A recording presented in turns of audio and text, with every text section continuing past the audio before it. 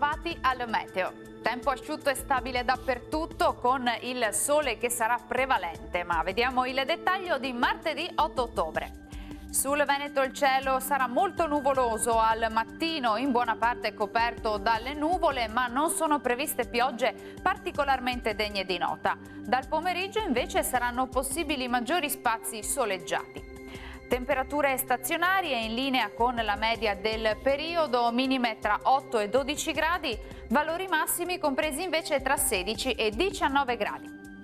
Ci spostiamo ora sul Friuli Venezia Giulia, dove la giornata sarà caratterizzata da una maggiore presenza del sole, solamente con qualche nube a carattere sparso.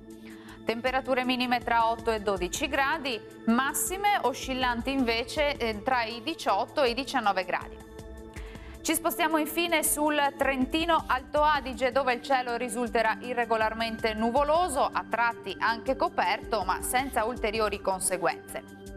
Temperature minime tra 7 e 10 gradi, massime tra 18 e 19 gradi.